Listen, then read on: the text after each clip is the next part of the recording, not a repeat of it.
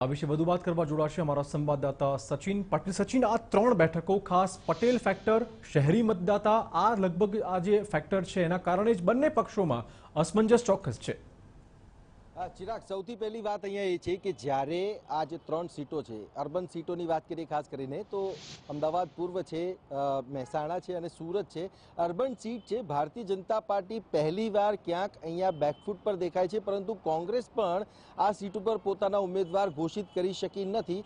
અને આ જે સીટો છે એ સીટો એવી છે કે એની અસર જે છે એ અસર ખૂબ મોટા પ્રમાણમાં જોઈ શકાય, કારણ કે સુરતની સીટની વાત કરીએ દક્ષિણ ગુજરાતની તો એ સીટ ઉપર પણ આનું જે ગણિત છે, જે રાજકીય સમીકરણ છે એનાથી આસપાસની સીટો ઉપર જે છે એની અસર પડી શકે છે। સાથે જ મહેસાણાની જો ખાસ કરીને વાત કરીએ તો એપિસેન્ટર કહેવાય છે મહેસાણા, અને જે પ્રકારે પાટીદાર આંદોલનની વાત કરીએ કે પછી બીજા અન્ય મુદ્દાઓને લઈને વાત કરીએ તો મહેસાણા જે છે એ એક એપિસેન્ટર જરૂરથી છે।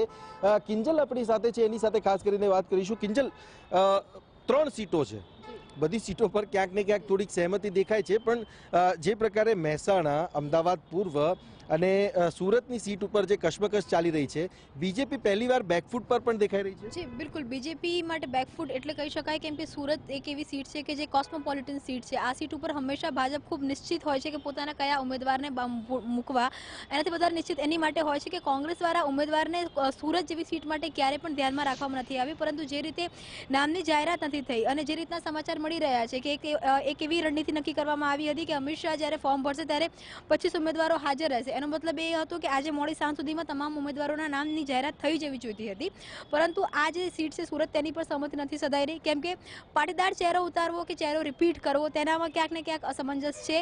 આવ્યો જ એક ફેક્ટર મહેસાણામાં પણ જોવા મળી રહ્યું છે કે જયશ્રીબેન પટેલને રિપીટ કરવાના મૂડમાં પાર્ટી નથી, પરંતુ પાર્ટી કેટલાક નેતાઓનો અપ્રોચ કરી રહી છે, તે નેતાઓ આ સીટ ઉપરથી લડવાના મૂડમાં નથી, એટલે ભાજપ માટે પણ આ કહી શકાય કે મોટી સમસ્યા છે। ઓમ માથુર દ્વારા છેલ્લા 3 દિવસથી ડેમેજ કંટ્રોલની સાથે મહેસાણા સીટ માટે ઉમેદવાર શોધવાનો પ્રયત્ન કરવામાં આવી રહ્યો છે। ડેપ્યુટી સીએમ નીતિન પટેલ સાથે વાતચીત થઈ રહી છે। ડેપ્યુટી સીએમનું નામ આવ્યું છે, શું એમનું નામ પણ આ સીટ ઉપર આવે એવી શક્યતા તો દેખાઈ રહી છે ખરી? બિલકુલ, પાર્ટી મન બનાવી રહી છે, પાર્ટી ક્યાંક ને ક્યાંક નીતિન પટેલને મનાવવાનો પણ પ્રયત્ન કરી રહી છે, કેમ કે આજે જે રીતે નીતિન પટેલ દ્વારા એ પ્રશ્ન પૂછવામાં આવ્યો તેમને અને એમણે જે રીતે ઇનકાર કર્યો અને એ વખતે એમના ચહેરાના જે હાવભાવ હતા એ જ કહી રહ્યા હતા કે પાર્ટીની ઈચ્છા છે, પરંતુ નીતિન પટેલ ક્યાંક ગુજરાતની રાજનીતિમાંથી કેન્દ્રની રાજનીતિમાં જવા નથી માંગતા, પરંતુ દમાદાર હવે નીતિન પટેલ પર ખૂબ છે કે આખર એ સીટ ઉપર કોને લડાવશે। સચિન, અને બીજી પણ વાત એ છે કે યુવા ચહેરાની વાત કરવામાં આવે તો એક તરફ આપ જોઈ શકો છો કે હાર્દિક પટેલની સામે ભાજપનો એક સક્ષમ ચહેરો ઋત્વિજ પટેલ હતો, પરંતુ એ ચહેરો પણ ક્યાંક ભાજપને હાલના સમીકરણમાં સેટ નથી લાગી રહ્યો, એટલે આ સીટ પણ એ જ રીતે ખાલી પડી રહી છે। સૌથી મહત્વની,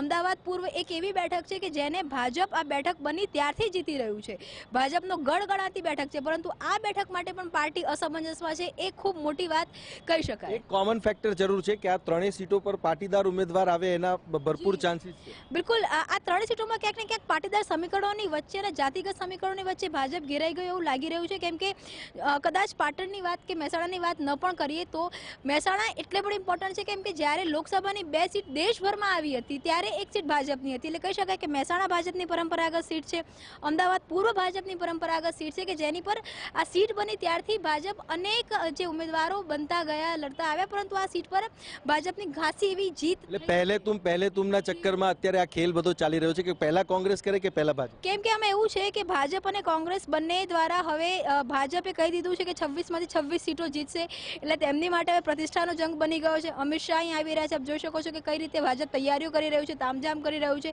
શક્તિ પ્રદર્શન કરી રહ્યું છે, અને કોંગ્રેસ માટે જે રીતે વિધાનસભામાં સીટોના અંક વધ્યા છે, આપ કોંગ્રેસમાં વધુ નજીકથી જાણો છો એ પ્રમાણે, તો એમની માટે પણ હવે જેટલું પણ ગેઇન થાય એ એમની માટે પ્લસ પોઈન્ટ છે। એટલે આ તમામ બાબતોમાં ક્યાંક પ્રતિષ્ઠાનો જંગ છે તો ક્યાંક સર્વાઈવલનો જંગ છે, તો આ બેની વચ્ચે કોંગ્રેસ માટે ખૂબ સ્વાભાવિક છે કે એ ભાજપના ઉમેદવારની કહી શકાય કે નામની જાહેરાત કરે, કેમ કે અમિત શાહની સામે કોને લડાવવું એ ચોક્કસ કોંગ્રેસ માટે પ્રશ્ન હોય, પણ બાકીની બેઠકો માટે ભાજપ કોંગ્રેસની રાહ જોવે ક્યાંક અજુગતું લાગી રહ્યું છે। ચિરાગ, વાત અહીંયા એ જ છે, કારણ કે જે કશમકશ છે એ ત્રણ સીટ ઉપર ચાલી રહ્યું છે, કારણ કે કોંગ્રેસ પણ જે છે ઉમેદવારોની શોધમાં છે। મહેસાણા સીટની ખાસ કરીને વાત કરીએ તો એવા પણ ઉમેદવારો શોધવામાં આવી રહ્યા છે જે રેસમાં ન હોય હોય જી. ત્યારે એવા જે નામો છે એવા નામો પણ સામે આવી શકે છે. તો નવાઈ નહીં, કારણ કે વાત અહીંયા એ છે કે નીતિન પટેલ જો ડેપ્યુટી સીએમ તરીકે છે અને એ જો ત્યાં એ સીટ ઉપરથી આવશે બિલકુલ. તો એ પ્રકારે ઉમેદવારોના નામોની જાહેરાત થશે. પરંતુ સુરત, અમદાવાદ પૂર્વ અને મહેસાણા આ જી. ત્રણેય સીટ ઉપર